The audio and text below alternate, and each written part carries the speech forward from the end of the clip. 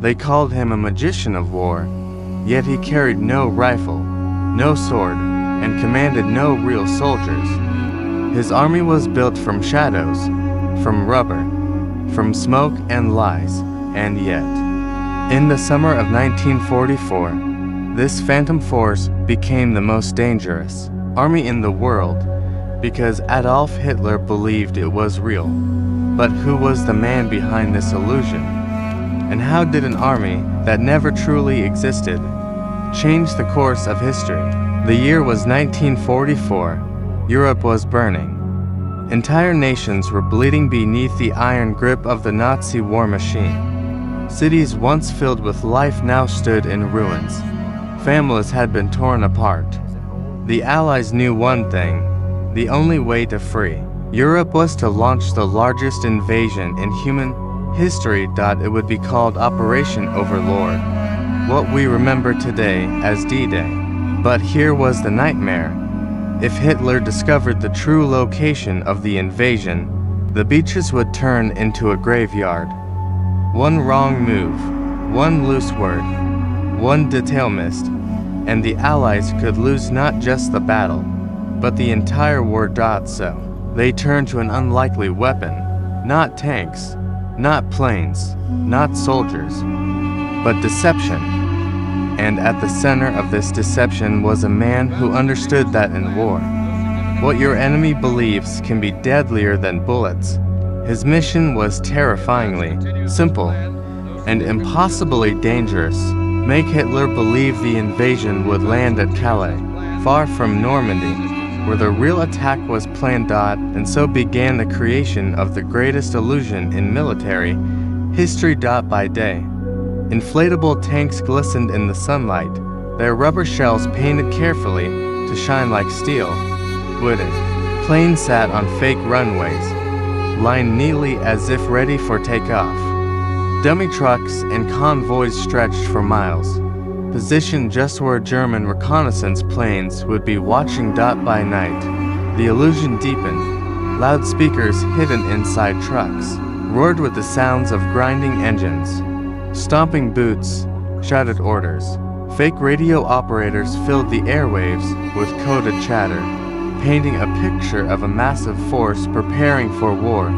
From the sky, from intercepted transmissions, from whispers and shadows, every signal screamed the same lie: the Allies are gathering to strike Calais. And Hitler listened. But deception is a fragile weapon. One slip, one mistake, and the entire illusion could collapse. The man behind this ghost army lived every day with that fear. If a German pilot flew too low, would he see that the tanks were nothing more than rubber shells? If a spy intercepted a message, would he realize the voices belonged to actors, not real commanders? Every fake camp, every dummy soldier, every illusion was built on the knife's edge of discovery. And he knew the price of failure. If Hitler discovered the trick, tens of thousands of young men preparing to storm Normandy's beaches would be walking into slaughter. The deception wasn't just about fooling an enemy. It was about saving lives. Meanwhile, inside Hitler's headquarters, paranoia reigned. The Führer demanded reports. He demanded maps.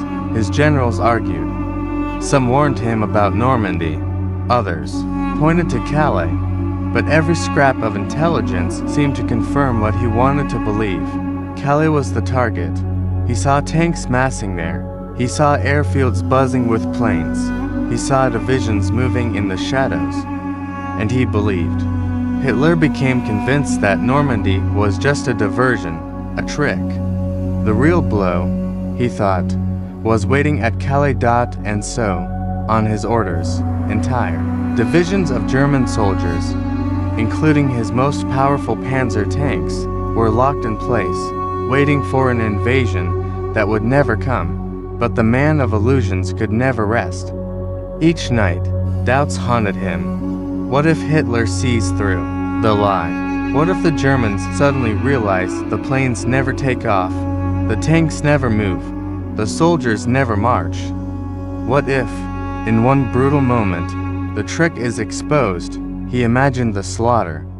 Thousands of young men running onto Normandy's beaches, straight into German guns that were never supposed to be there. One mistake, and their blood would be on his hands. The pressure was unbearable. Yet every sunrise brought the same reports. Hitler still believed. The Germans still waited at Calais. The illusion was working. And then came June 6, 1944, the morning of D-Day. The sea was filled with ships, thousands of them, rising out of the fog like steel ghosts. Soldiers whispered silent prayers. Engines roared against the crashing waves. And as the sun broke through the horizon, history itself began to move. On the cliffs above Normandy, German guns opened fire. The beaches exploded with chaos. Men screamed, fell, and bled into the surf. The water turned red. The sand shook with terror. But the most decisive moment of that day wasn't happening on the beaches. It was happening hundreds of miles away, inside Hitler's headquarters, because even as news arrived that Allied forces had landed in Normandy, Hitler hesitated. He refused to move his panzer divisions. He was convinced, utterly convinced, that Normandy was a feint, a trick. He believed the real invasion, the killing blow, was still to come at Calais. Hours passed. Soldiers died on the beaches. The air was filled with fire and smoke. But Hitler's armored divisions, the most powerful force in his arsenal, stayed frozen in place, guarding against an enemy that did not exist. By the time he realized the truth, it was too late. The Allies had already broken through the beaches and carved their foothold in France. The war had turned, not with bullets, not with bombs, but with shadows, lies, and illusions. The man who had orchestrated this deception never carried a gun into battle. He did not storm a beach or fire a shot. His weapons were paintbrushes, radios, inflatable rubber, and imagination. His victory was invisible, his triumph hidden, but his illusion saved thousands of lives.